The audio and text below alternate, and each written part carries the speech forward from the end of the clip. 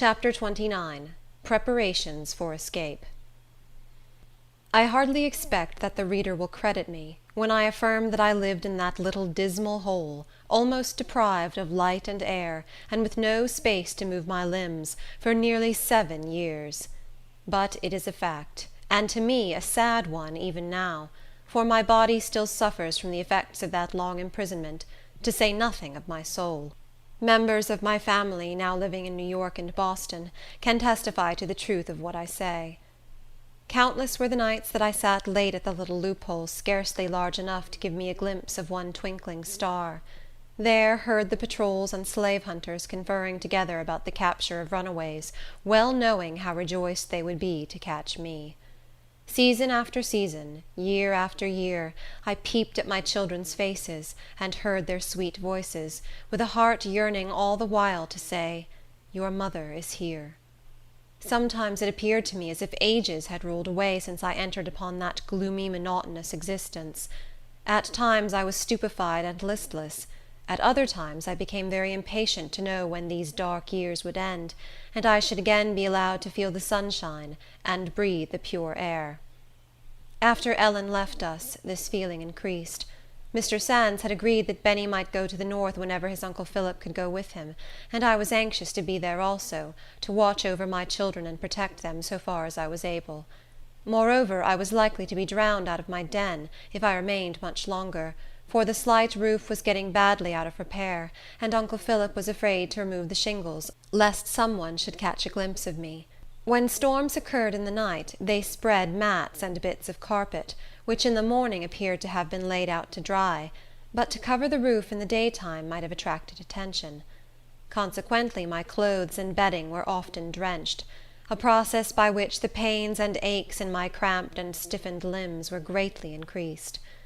I revolved various plans of escape in my mind, which I sometimes imparted to my grandmother when she came to whisper with me at the trap-door. The kind-hearted old woman had an intense sympathy for runaways. She had known too much of the cruelties inflicted on those who were captured. Her memory always flew back at once to the sufferings of her bright and handsome son, Benjamin, the youngest and dearest of her flock. So whenever I alluded to the subject, she would groan out, "Oh, don't think of it, child, you'll break my heart." I had no good old Aunt Nancy now to encourage me, but my brother William and my children were continually beckoning me to the North. And now I must go back a few months in my story.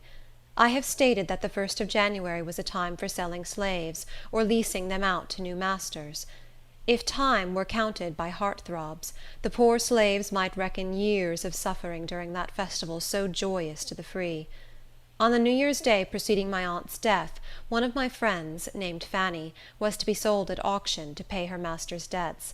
My thoughts were with her during all the day, and at night I anxiously inquired what had been her fate. I was told that she had been sold to one master, and her 4 little girls to another master, far distant; that she had escaped from her purchaser, and was not to be found. Her mother was the old Aggie I have spoken of. She lived in a small tenement belonging to my grandmother, and built on the same lot with her own house. Her dwelling was searched and watched, and that brought the patrols so near me that I was obliged to keep very close in my den. The hunters were somehow eluded, and not long afterwards Benny accidentally caught sight of Fanny in her mother's hut. He told his grandmother, who charged him never to speak of it, explaining to him the frightful consequences, and he never betrayed the trust. Aggie little dreamed that my grandmother knew where her daughter was concealed, and that the stooping form of her old neighbor was bending under a similar burden of anxiety and fear. But these dangerous secrets deepened the sympathy between the 2 old persecuted mothers. My friend Fanny and I remained many weeks hidden within call of each other, but she was unconscious of the fact. I longed to have her share my den, which seemed a more secure retreat than her own, but I had brought so much trouble on my grandmother that it seemed wrong to ask her to incur greater risks. My restlessness increased. I had lived too long in bodily pain and anguish of spirit. Always I was in dread that by some accident or some contrivance slavery would succeed in snatching my children from me. This thought drove me nearly frantic, and I determined to steer for the North Star at all hazards. At this crisis, Providence opened an unexpected way for me to escape. My friend Peter came one evening, and asked to speak with me. "Your day has come, Linda," said he. "I have found a chance for you to go to the Free States. You have a fortnight to decide." The news seemed too good to be true. But Peter explained his arrangements, and told me all that was necessary was for me to say I would go. I was going to answer him with a joyful yes, when the thought of Benny came to my mind. I told him the temptation was exceedingly strong, but I was terribly afraid of Dr. Flint's alleged power over my child, and that I could not go and leave him behind. Peter remonstrated earnestly. He said such a good chance might never occur again, that Benny was free, and could be sent to me, and that for the sake of my children's welfare I ought not to hesitate a moment. I told him I would consult with Uncle Philip. My uncle rejoiced in the plan, and bade me go by all means. He promised, if his life was spared, that he would either bring or send my son to me as soon as I reached a place of safety. I resolved to go, but thought nothing had better be said to my grandmother till very near the time of departure. But my uncle thought she would feel it more keenly if I left here so suddenly. "I will reason with her," said he, "and convince her how necessary it is, not only for your sake, but for hers also. You cannot be blind to the fact that she is sinking under her burdens." I was not blind to it. I knew that my concealment was an ever-present source of anxiety, and that the older she grew, the more nervously fearful she was of discovery. My uncle talked with her, and finally succeeded in persuading her that it was absolutely necessary for me to seize the chance so unexpectedly offered. The anticipation of being a free woman proved almost too much for my weak frame. The excitement stimulated me, and at the same time bewildered me. I made busy preparations for my journey, and for my son to follow me. I resolved to have an interview with him before I went, that I might give him cautions and advice, and tell him how anxiously I should be waiting for him at the North. Grandmother stole up to me as often as possible to whisper words of counsel. She insisted upon writing to Dr. Flint as soon as I arrived in the Free States, and asking him to sell me to her. She said she would sacrifice her house and all she had in the world for the sake of having me safe with my children in any part of the world. If she could only live to know that, she could die in peace. I promised the dear old faithful friend that I would write to her as soon as I arrived, and put the letter in a safe way to reach her. But in my own mind I resolved that not another cent of her hard earnings should be spent to pay rapacious slaveholders for what they called their property. And even if I had not been unwilling to buy what I had already a right to possess, common humanity would have prevented me from accepting the generous offer, at the expense of turning my aged relative out of house and home, when she was trembling on the brink of the grave. I was to escape in a vessel, but I forbear to mention any further particulars.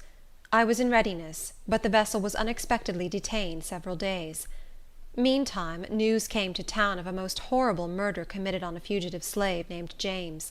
Charity, the mother of this unfortunate young man, had been an old acquaintance of ours.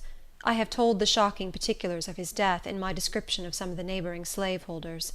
My grandmother, always nervously sensitive about runaways, was terribly frightened. She felt sure that a similar fate awaited me, if I did not desist from my enterprise. She sobbed and groaned and entreated me not to go. Her excessive fear was somewhat contagious, and my heart was not proof against her extreme agony. I was grievously disappointed, but I promised to relinquish my project. When my friend Peter was apprised of this, he was both disappointed and vexed. He said that, judging from our past experience, it would be a long time before I had another such chance to throw away.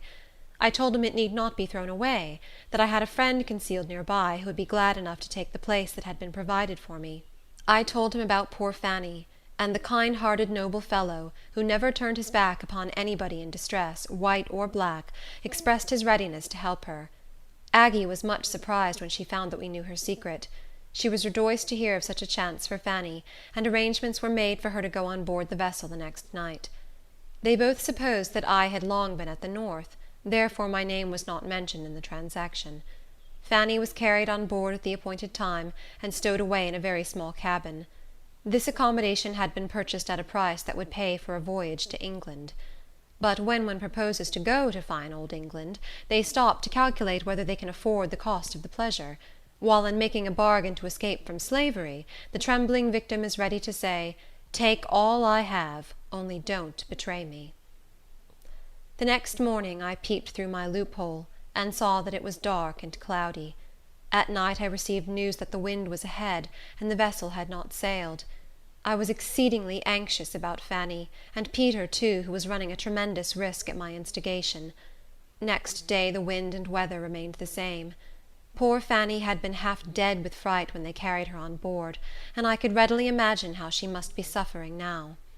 Grandmother came often to my den, to say how thankful she was that I did not go. On the third morning she rapped for me to come down to the storeroom. The poor old sufferer was breaking down under her weight of trouble. She was easily flurried now. I found her in a nervous, excited state, but I was not aware that she had forgotten to lock the door behind her as usual. She was exceedingly worried about the detention of the vessel. She was afraid all would be discovered, and then Fanny and Peter and I would all be tortured to death, and Philip would be utterly ruined, and her house would be torn down. Poor Peter! If he should die such a horrible death as the poor slave James had lately done, and all for his kindness in trying to help me, how dreadful it would be for us all! Alas, the thought was familiar to me, and had sent many a sharp pang through my heart. I tried to suppress my own anxiety, and speak soothingly to her. She brought in some allusion to Aunt Nancy, the dear daughter she had recently buried, and then she lost all control of herself. As she stood there, trembling and sobbing, a voice from the piazza called out, "Whar is you, Aunt Marthy?" Grandmother was startled, and in her agitation opened the door without thinking of me. In stepped Jenny, the mischievous housemaid, who had tried to enter my room when I was concealed in the house of my white benefactress. "I's been hunting everywhere for you, Aunt Marthy," said she. "My missus wants you to send her some crackers." I had slunk down behind a barrel, which entirely screened me, but I imagined that Jenny was looking directly at the spot, and my heart beat violently. My grandmother immediately thought what she had done, and went out quickly with Jenny to count the crackers, locking the door after her. She returned to me in a few minutes, the perfect picture of despair. "Poor child," she exclaimed, "my carelessness has ruined you. The boat ain't gone yet. Get ready immediately, and go with Fanny. I ain't got another word to say against it now, for there's no telling what may happen this day." Uncle Philip was sent for, and he agreed with his mother in thinking that Jenny would inform Dr. Flint in less than 24 hours. He advised me getting on board the boat, if possible. If not, I had better keep very still in my den, where they could not find me without tearing the house down. He said it would not do for him to move in the matter, because suspicion would be immediately excited, but he promised to communicate with Peter. I felt reluctant to apply to him again, having implicated him too much already, but there seemed to be no alternative. Vexed as Peter had been by my indecision, he was true to his generous nature, and said at once that he would do his best to help me, trusting I should show myself a stronger woman this time. He immediately proceeded to the wharf, and found that the wind had shifted, and the vessel was slowly beating downstream. On some pretext of urgent necessity, he offered 2 boatmen $1 apiece to catch up with her. He was of lighter complexion than the boatmen he hired, and when the captain saw them coming so rapidly, he thought officers were pursuing his vessel in search of the runaway slave he had on board. They hoisted sails, but the boat gained upon them, and the indefatigable Peter sprang on board. The captain at once recognized him. Peter asked him to go below to speak about a bad bill he had given him. When he told his errand, the captain replied, "Why, the woman's here already, and I've put her where you or the devil would have a tough job to find her." "But it is another woman I want to bring," said Peter. "She is in great distress, too, and you shall be paid anything within reason if you'll stop and take her." "What's her name?" inquired the captain. "Linda," he replied. "That's the name of the woman already here," rejoined the captain. "By George, I believe you mean to betray me." "Oh," exclaimed Peter, "God knows I wouldn't harm a hair of your head. I'm too grateful to you. But there really is another woman in great danger. Do have the humanity to stop and take her." After a while they came to an understanding. Fanny, not dreaming I was anywhere about in that region, had assumed my name, though she called herself Johnson. "Linda is a common name," said Peter, "and the woman I want to bring is Linda Brent." The captain agreed to wait at a certain place till evening, being handsomely paid for his detention. Of course, the day was an anxious one for us all. But we concluded that if Jenny had seen me, she would be too wise to let her mistress know of it, and that she probably would not get a chance to see Dr. Flint's family till evening, for I knew very well what were the rules in that household. I afterwards believed that she did not see me, for nothing ever came of it, and she was one of those base characters that would have jumped to betray a suffering fellow being for the sake of 30 pieces of silver. I made all my arrangements to go on board as soon as it was dusk. The intervening time I resolved to spend with my son. I had not spoken to him for 7 years, though I had been under the same roof, and seen him every day when I was well enough to sit at the loophole. I did not dare to venture beyond the storeroom, so they brought him there, and locked us up together, in a place concealed from the piazza door. It was an agitating interview for both of us.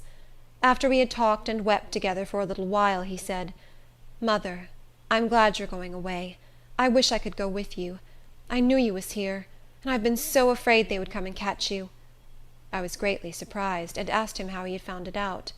He replied, "I was standing under the eaves one day before Ellen went away, and I heard somebody cough up over the woodshed. I don't know what made me think it was you, but I did think so. I missed Ellen the night before she went away, and grandmother brought her back into the room in the night, and I thought maybe she'd been to see you before she went, for I heard grandmother whisper to her, 'Now go to sleep, and remember never to tell.' I asked him if he ever mentioned his suspicions to his sister. He said he never did, but after he heard the cough, if he saw her playing with other children on that side of the house, he always tried to coax her round to the other side, for fear that they would hear me cough too. He said he had kept a close lookout for Dr. Flint, and if he saw him speak to a constable or a patrol, he always told grandmother. I now recollected that I had seen him manifest uneasiness when people were on that side of the house, and I had at the time been puzzled to conjecture a motive for his actions. Such prudence may seem extraordinary in a boy of 12 years, but slaves, being surrounded by mysteries, deceptions, and dangers, early learn to be suspicious and watchful, and prematurely cautious and cunning. He had never asked a question of grandmother, or Uncle Philip, and I had often heard him chime in with other children when they spoke of my being at the North. I told him I was now really going to the Free States, and if he was a good, honest boy, and a loving child to his dear old grandmother, the Lord would bless him and bring him to me, and we and Ellen would live together. He began to tell me that grandmother had not eaten anything all day. While he was speaking, the door was unlocked, and she came in with a small bag of money which she wanted me to take. I begged her to keep a part of it, at least, to pay for Benny's being sent to the North, but she insisted, while her tears were falling fast, that I should take the whole. "You may be sick among strangers," she said, "and they would send you to the poorhouse to die." Ah, that good grandmother! For the last time I went up to my nook. Its desolate appearance no longer chilled me, for the light of hope had risen in my soul. Yet, even with the blessed prospect of freedom before me, I felt very sad at leaving forever that old homestead, where I had been sheltered so long by the dear old grandmother, where I had dreamed my first young dream of love, and where, after that had faded away, my children came to twine themselves so closely round my desolate heart. As the hour approached for me to leave, I again descended to the storeroom. My grandmother and Benny were there. She took me by the hand and said, "Linda, let us pray." We knelt down together, with my child pressed to my heart, and my other arm round the faithful, loving old friend I was about to leave forever. On no other occasion has it ever been my lot to listen to so fervent a supplication for mercy and protection. It thrilled through my heart, and inspired me with trust in God. Peter was waiting for me in the street. I was soon by his side, faint in body, but strong of purpose. I did not look back upon the old place, though I felt that I should never see it again. End of chapter 29.